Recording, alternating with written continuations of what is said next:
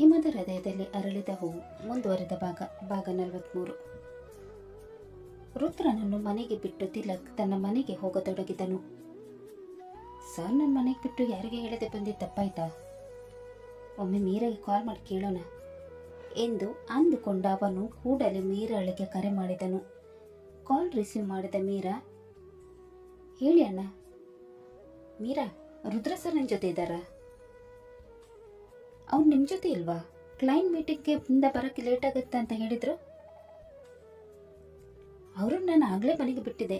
Client ಒತ್ತಾಯ ಮಾಡಿದ್ರು, ಅದಕ್ಕೆ ಸ್ವಲ್ಪ ಕುಡಿದಿದ್ದಾರೆ. ನೀನೊಮ್ಮೆ ಅವ್ರು ಎಲ್ಲಿದ್ದಾರೆ ಅಂತ ನೋಡು.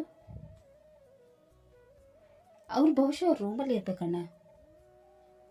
ಅವ್ರ ರೂಮ್ ಅಂದರೆ ಇಶಿಕಾ ಮೇಡಮ್ ಕೂಡ ಅಲ್ಲೇ ಇರ್ತಾರಾ? ಹೌದಣ್ಣ. ಹಾಗಾದ್ರೆ ಬೇಗ ಹೋಗು. ಸರ್ ಈಗ ಒಬ್ಬರೇ ಇರಬಾರ್ದು. ಯಾಕಣ್ಣ, ಏನಾಯ್ತು?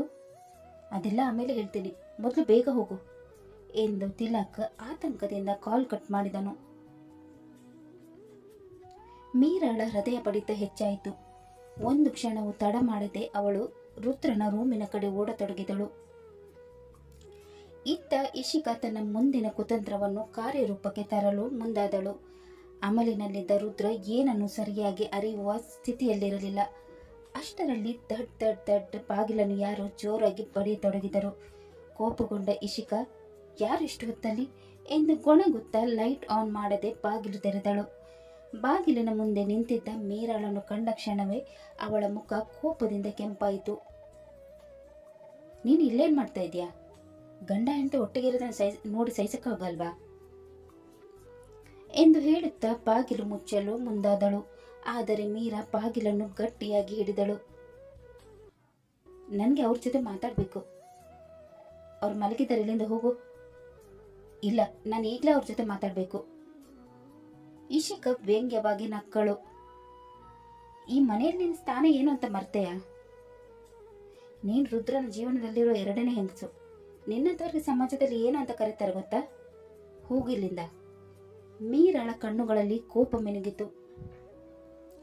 ಯಾರು ಏನು ಬೇಕಾದ್ರೂ ಅನ್ನಲಿ, ನನಗೇನು ಅನ್ನಿಸೋದಿಲ್ಲ ಎಂದು ಹೇಳಿ ಅವಳು ಇಶಿಕಾಳನ್ನು ಪಕ್ಕಕ್ಕೆ ಸರಿಸಿ ರೂಮಿನೊಳಗೆ ನುಗ್ಗಿದಳು. ಲೈಟ್ ಆನ್ ಮಾಡಿದಳು. ಬೆಳಕು ಹರಡುತ್ತಿದ್ದಂತೆ ಹಾಸಿಗೆಯ ಮೇಲಿದ್ದ ರುದ್ರನ ಸ್ಥಿತಿಯನ್ನು ನೋಡಿ ಅವಳಿಗೆ ಎಲ್ಲವೂ ಅರ್ಥವಾಯಿತು. ಒಂದು ಕ್ಷಣ ಇಶಿಕಾಳ ಕಡೆ ತಿರುಗಿ ನೋಡಿದಳು. ಅವಳ ದೃಷ್ಟಿಯಲ್ಲಿ ಅಸಹ್ಯ ಮತ್ತು ಆಕ್ರೋಶ ಎರಡೂ ಸ್ಪಷ್ಟವಾಗಿದ್ದವು. ಛಿ ಎಂದಷ್ಟೇ ಹೇಳಿ ಮೀರಾ ತಕ್ಷಣ ರುದ್ರನ ಹತ್ತಿರ ಹೋದಳು. ರೀ, ಎದೇಳಿ. ಅಮಲಿನಲ್ಲಿದ್ದ ರುದ್ರ ನಿಧಾನವಾಗಿ ಕಣ್ಣು ತೆರೆದು, ಏನ್ ನನ್ನ ಮುದ್ದೆ ಹೆಂಡತಿ ಎಂದು ಗುನುಗಿದ್ದನು. ಬನ್ನಿ ಮೇಲೆ ಹೋಗೋಣ, ಇಲ್ಲಿರೋದು ಒಳ್ಳೆಯದಲ್ಲ ಎಂದು ಹೇಳುತ್ತಾ ಅವನಿಗೆ ಆಸರೆಯಾಗಿ ನಿಲ್ಲಿಸಿದಳು. ಇಶಿಕಾ ಅವರ ದಾರಿಯನ್ನು ತಡೆಯಲು ಮುಂದಾದಳು. ಆದರೆ ಈ ಬಾರಿ ಮೀರಾ ಹಿಂದೆ ಸರಿಯಲಿಲ್ಲ. ಅವಳು ರುದ್ರನನ್ನು ಹಿಡಿದು ನಿಧಾನವಾಗಿ ತನ್ನ ರೂಮಿನ ಕಡೆ ಕರೆದುಕೊಂಡು ಹೋದಳು. ಅಲ್ಲೇ ನಿಂತಿದ್ದ ಇಶಿಕಾ ಮುಷ್ಟಿ ಬಿಗಿದುಕೊಂಡಳು. ಅವಳ ಕಣ್ಣುಗಳಲ್ಲಿ ಕೋಪದ ಜ್ವಾಲೆ ಉರಿಯತೊಡಗಿತು. ಮೀರಾ, ನಿನ್ನನ್ನು ಸುಮ್ಮನೆ ಬಿಡಲ್ಲ ಕಣೆ. ಆದಷ್ಟು ಬೇಗ ರುದ್ರನ ಜೀವನದಿಂದ ನಾನು ಹೊರಗೆ ಹಾಕ್ತೀನಿ. ಈ ಸಲ ನಾನು ಕೊಡೋ ಏಟು ಯಾವ ಥರ ಇರುತ್ತೆ ಅಂದರೆ ನೀನೇ ರುದ್ರನ ಬಿಟ್ಟು ಹೋಗ್ತೀಯ. ಆ ಥರ ಮಾಡ್ತೀನಿ ನಾನು ಎಂದು ಹಲ್ಲು ಕಚ್ಚುತ್ತಾ ಗುಡುಗಿದಳು. ಕೋಪದಿಂದ ತನ್ನ ರೂಮ್ಗೆ ಹೋಗಿ ಬಾಗಿಲನ್ನು ಜೋರಾಗಿ ಹಾಕಿಕೊಂಡಳು. ಇತ್ತ ಮೀರಾ ನಿಧಾನವಾಗಿ ರುದ್ರನನ್ನು ತನ್ನ ರೂಮಿಗೆ ಕರೆದುಕೊಂಡು ಬಂದಳು. ಬಹಳ ಎಚ್ಚರಿಕೆಯಿಂದ ಅವನನ್ನು ಹಾಸಿಗೆಯ ಮೇಲೆ ಮಲಗಿಸಿದಳು. ಅಮಲಿನಲ್ಲಿದ್ದ ರುದ್ರ ಕಣ್ಣು ತೆರೆಯದೆ ಗುನುಗಿದನು. ಮೀರಾ, ಇವತ್ತು ಬೇಡ, ನಾನು ಫುಲ್ ಟಯರ್ಡ್ ಆಗಿದ್ದೀನಿ. ಅವನ ಮಾತು ಕೇಳಿ ಮೀರಾಳ ತೊಟ್ಟಿಗಳಲ್ಲಿ ಸಣ್ಣ ನಗು ಮೂಡಿತು. ಆಯಿತು, ನೀವೇನು ಮಾತಾಡಬೇಡಿ, ಆರಾಮಾಗಿ ಮಲ್ಕೊಳ್ಳಿ ಎಂದು ಅವನಿಗೆ ರಗ್ಗು ಹೊದಿಸಿ ನೆತ್ತಿಯ ಮೇಲೆ ಸವರಿದಳು. ನಂತರ ತನ್ನ ಮೊಬೈಲ್ ತೆಗೆದು ತಿಲಕ್ಗೆ ಕರೆ ಮಾಡಿದಳು. ಹೇಳು ಮೀರಾ, ಸರ್ ಹೇಗಿದ್ದಾರೆ? ಅವ್ರನ್ನ ಇಶಿಕಾ ಮೇಡಮ್ ಹತ್ತಿರ ಬಿಟ್ಟಿಲ್ಲ ತಾನೆ? ಇಲ್ಲ ಅಣ್ಣ, ಅವ್ರೀಗ ನನ್ನ ರೂಮಲ್ಲಿದ್ದಾರೆ. ಅವ್ರ ರೂಮಿನಿಂದ ನಾನು ಕರೆದುಕೊಂಡು ಬಂದೆ. ಆದರೆ ನೀವು ಯಾಕೆ ಆ ರೀತಿ ಹೇಳಿದ್ರಿ? ಏನಾದರೂ ಆಗಿದೆಯಾ? ತಿಲಕ್ ಒಂದು ಕ್ಷಣ ಮೌನವಾಗಿದ್ದನು. ನಂತರ ಗಂಭೀರ ಧ್ವನಿಯಲ್ಲಿ ಹೇಳಿದನು.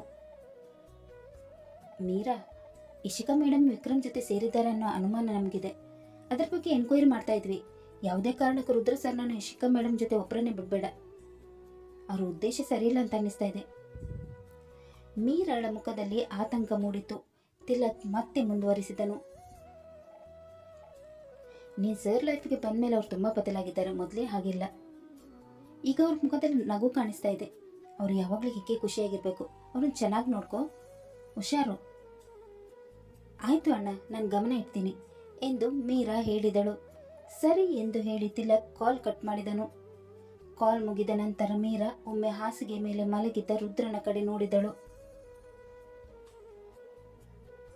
ಯಾರಿಗೆ ನಿಮ್ಮನ್ನು ನನ್ನಿಂದ ದೂರ ಮಾಡಬೇಕಂತ ಆಸೆ ಇದೆಯೋ ಅವ್ರು ಯಾರು ಆಗಿದ್ರು ಸರಿ, ನಾನು ನಿಮ್ಮ ನೆರಳಾಗಿ ನಿಮ್ಮ ಜೊತೆ ನಿಂತಿರ್ತೀನಿ ಎಂದು ಮನಸ್ಸಿನಲ್ಲಿ ದೃಢ ನಿರ್ಧಾರ ಮಾಡಿಕೊಂಡಳು.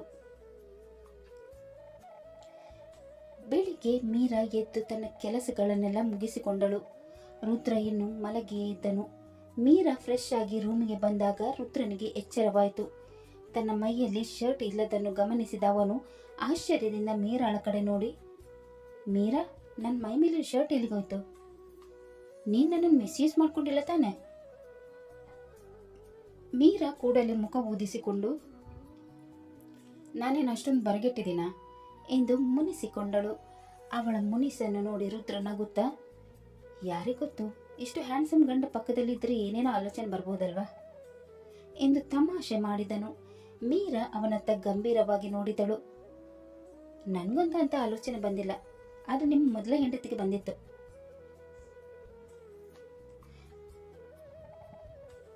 ಅವಳ ಮಾತು ಕೇಳಿ ರುದ್ರನ ನಗು ನಿಧಾನವಾಗಿ ಮಾಯವಾಯಿತು. ಮೀರಾ ಮುಂದುವರಿಸಿದಳು,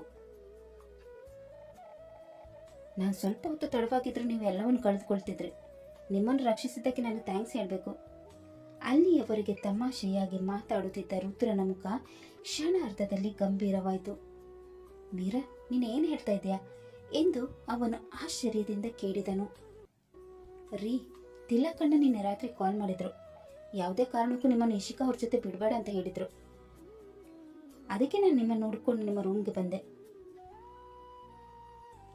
ಮೀರಾ ಒಂದು ಕ್ಷಣ ನಿಂತು ಅವನ ಕಣ್ಣಲ್ಲಿ ನೋಡಿದಳು. ಅಲ್ಲಿ ಕಂಡ ದೃಶ್ಯ ನೋಡಿ ನನಗೆ ಶಾಕ್ ಆಯಿತು. ತಕ್ಷಣ ನಿಮ್ಮನ್ನು ಅಲ್ಲಿಂದ ಕರೆದುಕೊಂಡು ಬಂದು ನನ್ನ ರೂಮಲ್ಲಿ ಮಲಗಿಸಿದೆ. ರುದ್ರ ಮೌನವಾಗಿ ಅವಳ ಮಾತು ಕೇಳುತ್ತಿದ್ದನು. ಅಲ್ಲರಿ, ಗಂಡ ಹೆಂಡತಿ ಮಧ್ಯೆ ಪ್ರೀತಿ ಆತ್ಮೀಯತೆ ಇರೋದು ಸಹಜ. ಆದರೆ ನೀವು ಆಗ ಕುಡಿದಿದ್ದೀರ ಅನ್ನೋದು ಅವ್ರಿಗೆ ಚೆನ್ನಾಗೇ ಗೊತ್ತಿತ್ತು. ಆ ಸ್ಥಿತಿಯಲ್ಲಿ ಅವರು ಆ ರೀತಿ ನಡೆದುಕೊಳ್ಳಲು ಪ್ರಯತ್ನಿಸಿದ ನನಗೆ ತುಂಬಾ ಬೇಸರ ಆಯಿತು. ರುದ್ರ ತನ್ನ ಹಣೆಯನ್ನು ಹಿಡಿದುಕೊಂಡನು. ನನಗೇನು ನೆನಪಿಗೆ ಬರ್ತಾ ಇಲ್ಲ ಮೀರಾ, ಅವಳು ಈ ರೀತಿ ಮಾಡ್ತಾಳಂತ ನಾನು ಕನಸು ಮನಸ್ಸಲ್ಲೂ ಅಂದ್ಕೊಂಡಿರಲಿಲ್ಲ. ಮೀರಾ ಅವನ ಕೈ ಹಿಡಿದು ಸಮಾಧಾನ ಪಡಿಸಿದಳು. ಅದಕ್ಕೆ ಇನ್ನು ಮುಂದೆ ಜಾಗೃತಿಯಾಗಿರಿ. ನಿಮ್ಮ ವಿರುದ್ಧ ಯಾರಾದರೂ ಏನು ಬೇಕಾದ್ರೂ ಮಾಡಲು ಕಾಯ್ತಾ ಇರ್ತಾರೆ. ನೀವು ಒಬ್ಬರೇ ಎಲ್ಲಿ ಇಂಥ ಪರಿಸ್ಥಿತಿಯಲ್ಲಿ ಇರಬೇಡಿ. ರುದ್ರ ಅವಳತ್ತ ಕೃತಜ್ಞತೆಯಿಂದ ನೋಡಿದನು.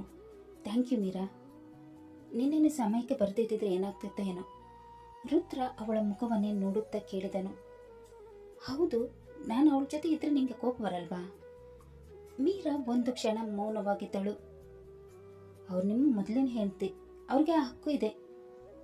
ಆದರೆ ಅವ್ರ ಇಂಟೆನ್ಷನ್ ಸರಿ ಇಲ್ಲ ಅಂತ ನೀವೇ ಹೇಳಿದ್ರಲ್ವಾ, ಅದಕ್ಕೆ ನನಗೆ ಭಯ. ರುದ್ರ ಮತ್ತೆ ನಗುತ್ತಾ ಕೇಳಿದನು. ಹಾಗಾದರೆ ನಾನು ಯಾರ ಜೊತೆ ಇದ್ರೂ ನಿಮಗೇನು ಅನ್ಸಲ್ವಾ? ಈ ಸಲ ಮೀರಾಳ ಮುಖ ಕೋಪದಿಂದ ಕೆಂಪಾಯಿತು. ಒಂದ್ಸಲ ಇದ್ದು ನೋಡಿ, ಆಮೇಲೆ ಹೇಳ್ತೀನಿ ಎಂದು ಮುನಿಸಿಕೊಂಡಳು.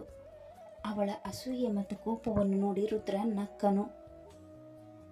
ಅಯ್ಯೋ, ನನ್ನ ಮುದ್ದೆ ಹೆಂಡತಿಗೆ ಅಸೂಯೆ ಕೂಡ ಆಗುತ್ತಾ ಎಂದು ಹೇಳುತ್ತಾ ಅವಳನ್ನು ತನ್ನ ಹತ್ತಿರಕ್ಕೆ ಎಳೆದುಕೊಂಡು ನಗುತ್ತಾ ಕೇಳಿದನು. ಯಾಕೆ ಇಷ್ಟೊಂದು ಜಲಸಿ? ಮೀರಾ ಮುನಿಸಿಕೊಂಡೆ. ಮತ್ತೆ ನೀವು ಏನೇನೋ ಹೇಳ್ತೀರಾ?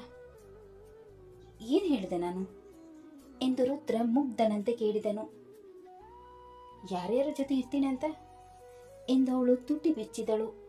ರುದ್ರ ನಗುತ್ತಾ ಅವಳ ಗಲ್ಲವನ್ನು ಮೆಲ್ಲಗೆ ಮುಟ್ಟಿ, ಅಯ್ಯೋ, ನನ್ನ ಮುದ್ದೆ ಹೆಂಡತಿ ಇರ್ಬೇಕಾದ್ರೆ ನಾನು ಯಾಕೆ ಯಾರ್ಯಾರ ಜೊತೆ ಹೋಗ್ಲಿ? ಒಂದು ಕ್ಷಣ ಅವಳ ಕಣ್ಣಲ್ಲೇ ನೋಡುತ್ತಾ, ನನ್ನ ಕೊನೆಯ ಉಸಿರಿರೋ ತನಕ ಪ್ರೀತಿಸೋದು ನಿನ್ನನ್ನೇ, ನನ್ನ ಹೃದಯದಲ್ಲಿ ನಿನಗೊಬ್ಬಳಿಗೆ ಜಾಗ ಎಂದನು. ಆ ಮಾತು ಕೇಳಿದ ಮೀರಾಳ ಮುನಿಸುಕರಿಗೆ ಅವಳ ತುಟಿಗಳ ಮೇಲೆ ನಾಚಿಕೆಯ ನಗು ಮೂಡಿತು. ರೀ, ಏನಾಗ್ತಾ ಇದೆ? ಇಶಿಕಾ ಅವ್ರು ಯಾಕೆ ಈ ರೀತಿ ಮಾಡ್ತಾ ಇದ್ದಾರೆ ಎಂದು ಮೀರಾ ಆತಂಕದಿಂದ ಕೇಳಿದಳು. ರುದ್ರ ದೀರ್ಘ ಉಸಿರೆಳೆದು, ಅವಳು ಏನು ಅಂತ ನನಗೆ ಮೊದಲಿಂದನೂ ಗೊತ್ತು. ವರ್ಷಗಳಿಂದ ಕ್ಲೈಂಟ್ ಮೀಟಿಂಗಲ್ಲಿ ನಿಜವಾಗಿ ಏನಾಗಿತ್ತು ಅನ್ನೋದು ಗೊತ್ತಾದರೆ ಸಾಕು. ಆಮೇಲೆ ಅವಳ ಜೊತೆ ಸೇರಿದ ಎಲ್ಲರಿಗೂ ಇದೆ ಮಾರಿ ಹಬ್ಬ.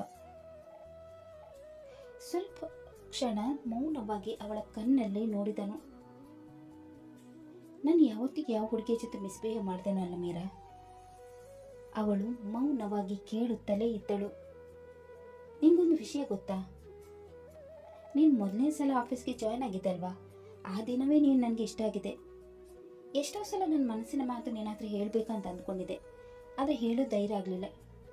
ಅವನು ಸಣ್ಣದಾಗಿ ನಕ್ಕನು. ಆಮೇಲೆ ನಿನ್ನ ಮದುವೆ ಆಗಿದೆ ಅಂತ ಗೊತ್ತಾಗಿ ನನ್ನ ಪ್ರೀತಿಯನ್ನು ನನ್ನ ಮನಸ್ಸಲ್ಲೇ ಹೊತ್ಬಿಟ್ಟೆ. ಮೀರಾಳ ಕಣ್ಣಲ್ಲಿ ಆಶ್ಚರ್ಯ ಮೂಡಿತು. ನಿಜವಾಗ್ಲೂ ನೀನು ಇಷ್ಟಪಟ್ಟ ಮೊದಲ ವ್ಯಕ್ತಿ ನಾನಾ? ರುದ್ರ ನಗುತ್ತಾ ಅವಳ ಗಲ್ಲವನ್ನು ಮೆಲ್ಲನೆ ಮುಟ್ಟಿ, ಹೌದು ಕಣೆ, ನನ್ನ ಜೀವನದಲ್ಲಿ ನನ್ನ ಮನಸಾರಿ ಪ್ರೀತಿಸಿದ ಮೊದಲ ಮತ್ತು ಕೊನೆಯ ವ್ಯಕ್ತಿ ನೀನೆ, ನನ್ನ ಮುದ್ದು ಹೆಂಡತಿ ಎಂದು ಹೇಳಿ ಅವಳನ್ನು ತನ್ನ ತೋಳುಗಳಲ್ಲಿ ಆಲಂಗಿಸಿ ಅವಳ ಹಣೆಯ ಮೇಲೆ ಪ್ರೀತಿಯಿಂದ ಮುತ್ತಿಟ್ಟನು.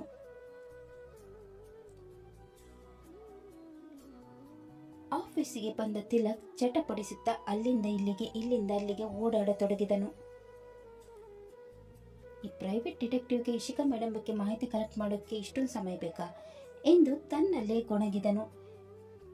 ಇನ್ನಷ್ಟು ಕಾಯಲು ಸಾಧ್ಯವಾಗದೆ ಕೂಡಲೇ ಮೊಬೈಲ್ ತೆಗೆದು ಡಿಟೆಕ್ಟಿವ್ಗೆ ಕಾಲ್ ಮಾಡಿದನು.